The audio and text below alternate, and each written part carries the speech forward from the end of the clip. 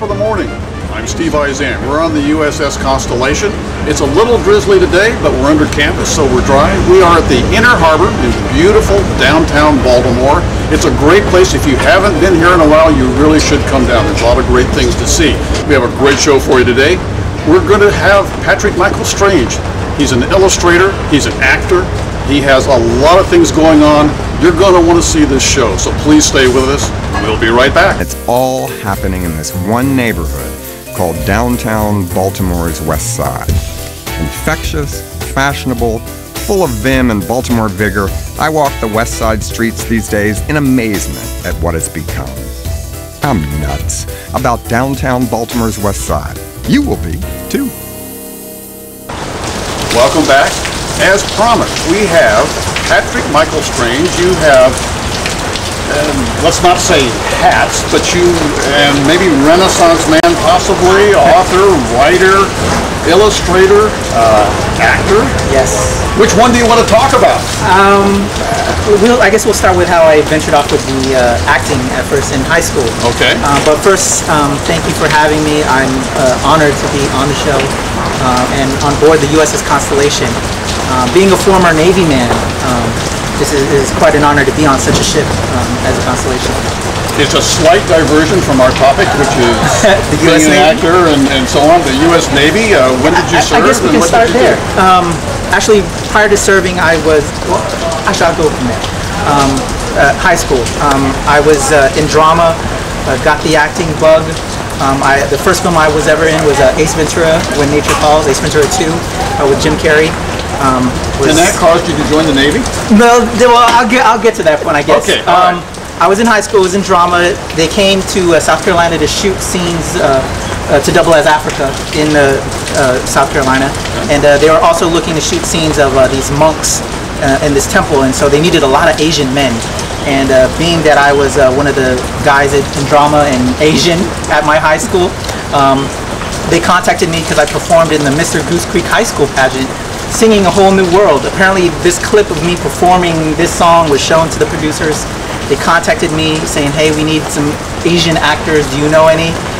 There are very few at my school, but I told them I'm a member of a basketball team, Asian basketball team, and I can see if I could get those guys to come on board, which I did. So I got about 2 squads from my basketball league to shave their heads bald, and we became monks for 3 days and had a great time working with Jim Carrey and working on Ace Ventura. Don't and that's you what love got me the acting stories bug. like that? I mean, our viewers out there are thinking, well, could this happen to me? And I guess, you know, it could.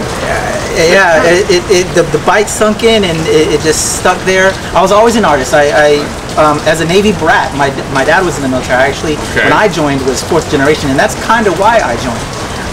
The one constant of traveling and being everywhere for only like about 3 to 4 years was comic books and film, and having that constant of film, comics, they became like the best friends because I couldn't have a friend for more than 3 to 4 years because I was constantly traveling.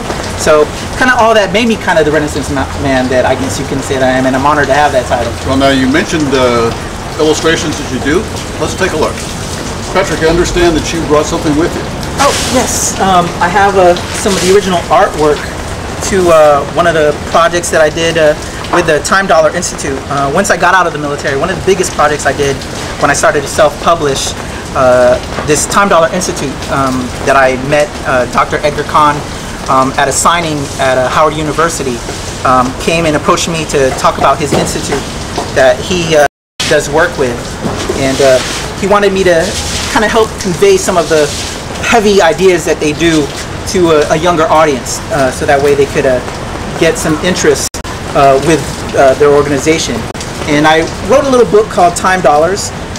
It's and in honoring their company, the Time Dollar Institute, I titled it Time Dollars, where I wanted to challenge people to either rob time or change time. You know, a lot of us lazy about, but are not taking enough action with what we do. And came up with a little teacher who lost his wife to a bunch of thugs one night, and it turns out that those thugs are students at his school that he teaches at. And so this book takes essentially a year after. How does this teacher still continue to teach these students when they robbed him of his love and his life? So essentially I brought these along because going along with the filmmaking that I do, Coming up this year, I'm actually going to be going into production on a little short film adapting this book. It'll be entitled A Spoken Love. I'm co-writing, well, this story is adapted from my book that I wrote, and I brought along a great writer named Derek L. Gray, who I worked on a film called Pretty Brown Eyes, another great novel by that gentleman. Patrick, let me jump in for just a second. Our viewers just heard a moment ago, we're on the Constellation. Yes. It's still raining, and we just had some water fall off. And I want to ask a more technical question. Yes, this sir. is a very distinctive style. What would you call it? Does it have a name? I mean, is it? Well, it is American comic art style. This Okay. cover it was done by an artist by the name of Pop Mon. He was the artist on Batgirl, famous for working on the Dark Horse Comics title Spy Boy. He actually did the cover to issue 1 for me. I wanted it done in a very dynamic movie style sense. Okay. I'm a big fan of Drew Struzan, who did the posters for Indiana Jones, Star Wars, and kind of wanted that feel that encompassed everything with one image, that would tell the whole book with one image. And he did such a dynamic cover, which represented the character well and what happened with his wife and the students. And your style, have you seen it evolve from when you first started? Or has it changed? I guess is maybe a better question. From when I used to be an illustrator, and actually when I write my scripts, I was only essentially the writer on that and the publisher, creator on that. When I used to draw, I was influenced by Jose Garcia Lopez, Todd McFarlane, John Byrne. Those were some of the artists when I was coming up as an artist myself in the 80s. Now, since manga really hit, when shows like Dragon Ball Z, Vampire Hunter D, Ninja Scroll, when the anime influence started coming into America, a lot of artists nowadays do a lot cleaner, sleeker style, which doesn't encompass a lot of lines like I do from when I used to pencil. But yeah, so I've seen a lot of change in the comic art world to a lot simpler style that reflects the anime style. Okay. We still, just as a note for our viewers, we have a lot of things happening here on the Constellation. You hear some noise in the background. Talk a little bit more about your style, because it is, I think, very interesting. Oh, thank you. Well, again, I'm more of a writer now and producer, publisher. Okay. So I don't really pencil as much, but I do when I write a screenplay, because I think like an artist. I have to kind of draw out in some, I guess, in simpler terms, stick figures.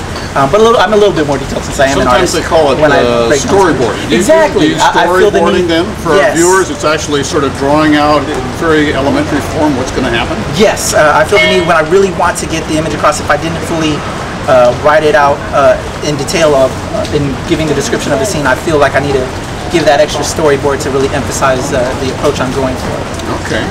Patrick, some of our viewers probably really like what they've seen. How can they get in touch with you? I have a website, www.patrickstrange.com. A lot of my comic books are on there and available for you to read and see. I have the whole issues up and available. I also have videos from my acting, some other projects that I've worked on available there, some articles that were written about me. Yeah, check out www.patrickstrange.com. I'm also on Facebook, facebook.com/PatrickStrange, and you can follow me on Twitter. My handle is Temple Far East, TEMPLEFAREAST. That's the name of my entertainment publishing studio, Temple Far East Entertainment. All right, well, that's good basic information. I understand we have a clip coming up. Let's take a look. You back! Hi, Zombie Wombie. Oh my! You must have gotten stuck in Balloon Land, huh? Yes? Zombie Wombie stuck in Balloon Land. Looks like you've grown some appendages here. Won't they come off? They won't come off. Could you pop that Something needs to be done about that.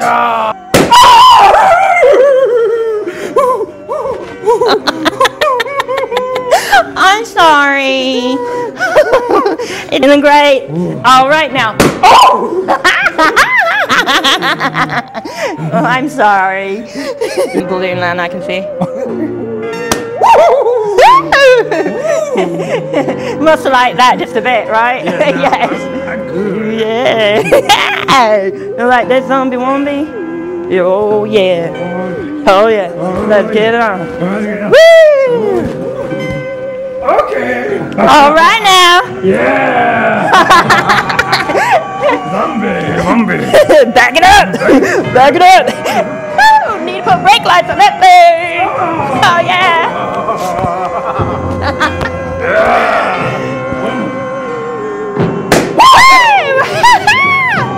very good. I enjoyed that. Awesome, thank you. That was from the Spooky Dementia show. I am Zombie Wombi on the show. A lot of fun. That was a clip from me coming back to the show.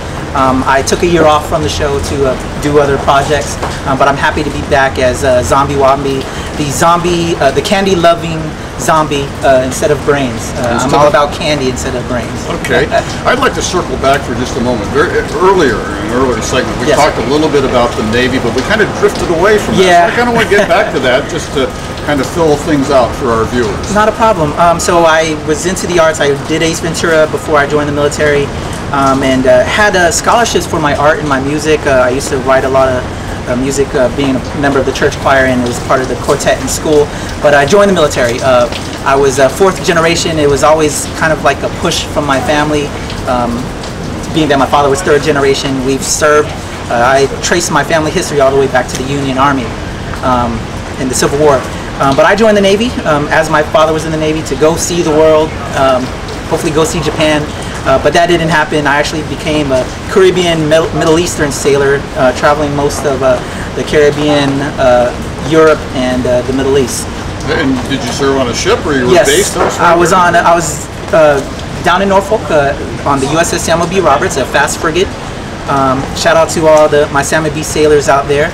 I was on the Samuel B. Roberts. My first deployment was out in the Gulf, and it was a trying time.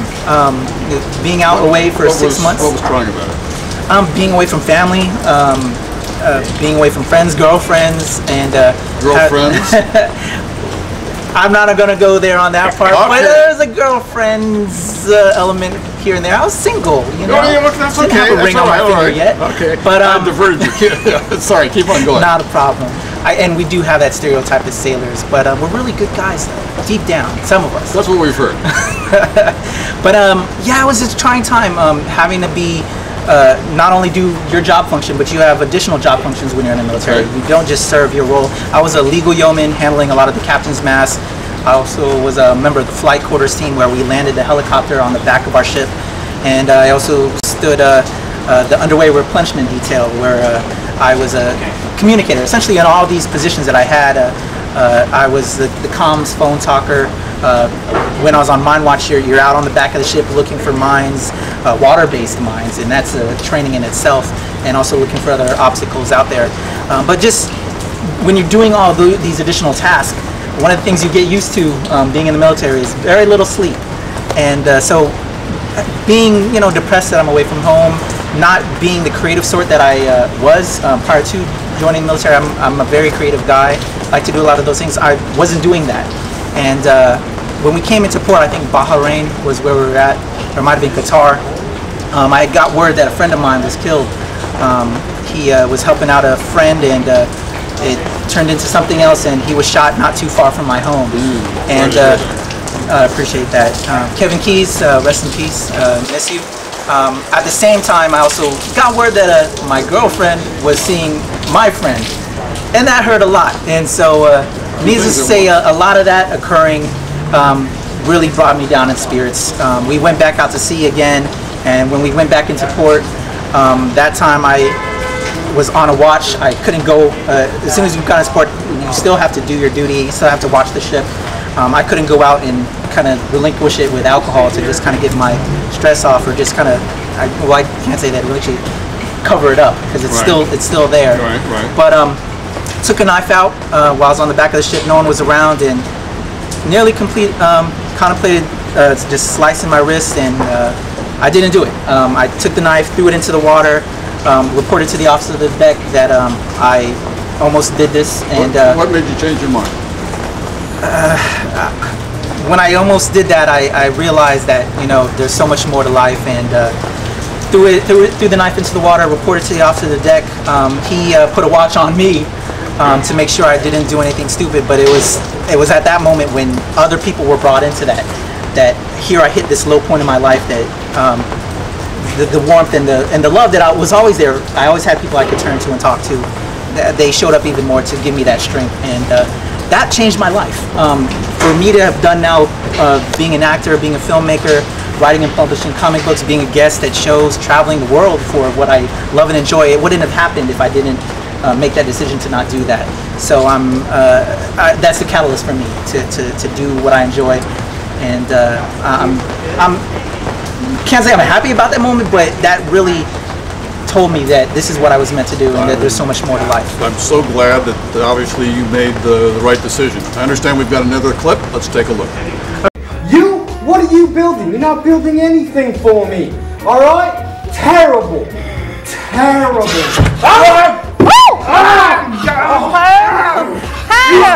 He's got rabies.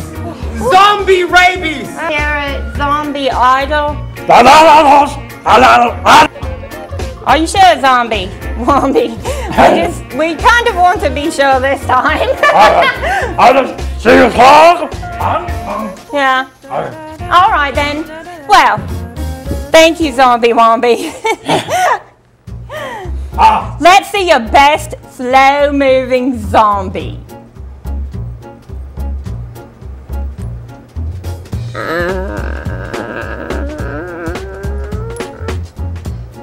I can barely keep my eyes.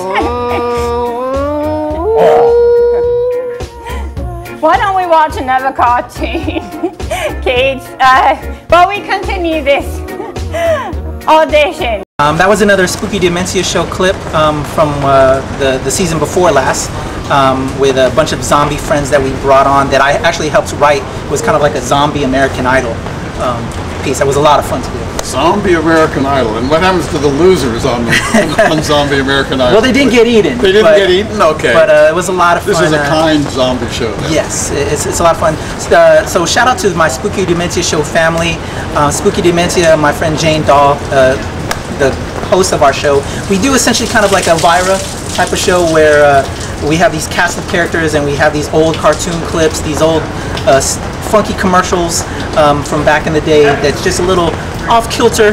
We have a lot of fun on that show, and so Spooky Dementia Show family have a lot of fun in Zombie. Where can our viewers see a Spooky Dementia episode? On the Falls Church Community Television, FCC TV.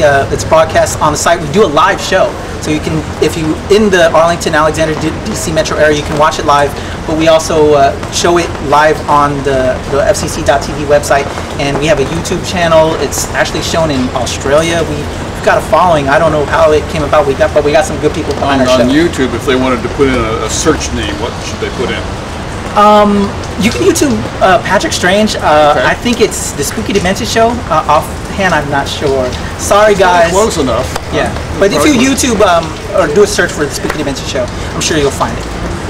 So you're Spooky Dementia, you're into writing and not quite as much illustrating now as you used to, but you still have a hand in it for storyboarding. And yes. Yes. What's next for you? A lot of projects on the way. I'm helping produce a short film called The Suburban Murders with my friend Darmesh Taylor of Wicked Cinemas. We have that coming soon. We also have Silent Doorbell, another film that we're producing together. Silent Doorbell. It's a very interesting. A woman wakes up on the lawn of this house, and she doesn't recall what happened and how she ended up there. She goes into the house and sees pictures of herself in this house, and doesn't recollect anything. Amnesia. And so yeah, there's a little bit of amnesia going on. I just don't want to give anything away, but it's a nice little spooky short. Well, I'm not going to let you give anything away because we've got to go to break, so please stay with us. We'll be right back. I'm nuts about downtown Baltimore's West Side. Hello, I'm John Waters, and I'm proud to say that Baltimore has always been my home. It's the inspiration behind all my films, including Hairspray, Crybaby, Serial Mom, and A Dirty Shame. Let me tell you, there are not a more eccentric, monumental, eclectic, intriguing, and character-filled 28 blocks anywhere in the world. Well, welcome back. We're with Patrick and Michael Strange. We were talking about current projects. It sounds like you got a lot of irons in the fire, as they say, an old cliche. What else is going on with you right now? I have another show that I do beyond the Spooky Dementia Show that we're getting off the ground called Bam Kapow. Much like my friend Ulysses Campbell's show, Fantastic Forum, we discuss comic books and popular culture. We wrapped the pilot episode. We're hoping to get it out there even more after we show it to different people, but I have a great group of people that I work with. Troy Soul Edler, LD White, Toya Chisholm, C. Lorenzo Johnston is the producer on the show, and we have a lot of fun on that show because being that I'm a comic geek and being that I enjoy the show so much because when I got out of the military, I used to write and publish comic books, and then I ventured off into filmmaking. With this show, it brings me back into my comic roots again. I actually hadn't picked up a regular comic book in quite some time until I started working on the show. I would only pick up trade paperbacks and graphic novels to get my comic fix. But now working on this show, I want to stay relevant and know what my fellow hosts are talking about. So I've started picking up comic books again and getting that love of the comic books medium because doing the various things that I do, you kind of get taken away in different ways. Do you have a format in mind for this show? Is it panel discussion? Is it clips? What would happen? The show is done in a kind of like a forum based, much like my friend Ulysses. However, where we also have little skits that we do where we have one of our hosts, her name's Toya, big fan of the Thor film, and we did a Letters to Thor segment, which she shows her infatuation with Thor. Good-looking guy, I would say, Chris Hemsworth. Did a great job as Thor, so she kind of did a segment on that.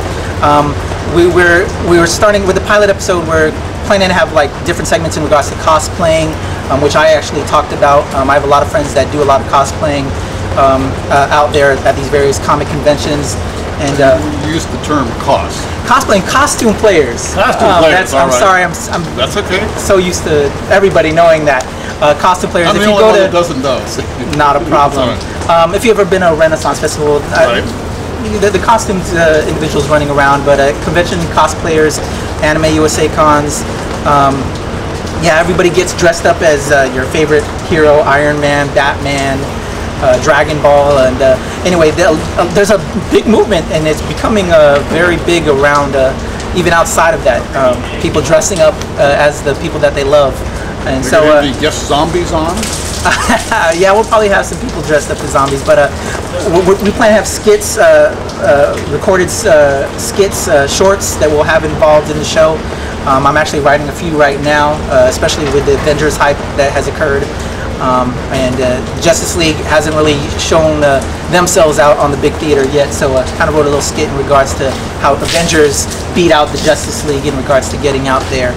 So I have a little comedic skit that I wrote for that. There's so much competition among these superheroes, and yes. For our viewers, we're hearing some more rain falling from the canvas here, but there's so much competition. Yes. Superman, is he stronger than the Hulk? And now we have all the Justice versus the Avengers. Yeah, the Justice League. Who's going to win? Well, Avengers won right now. They topped the box office. Right. Yeah. Right.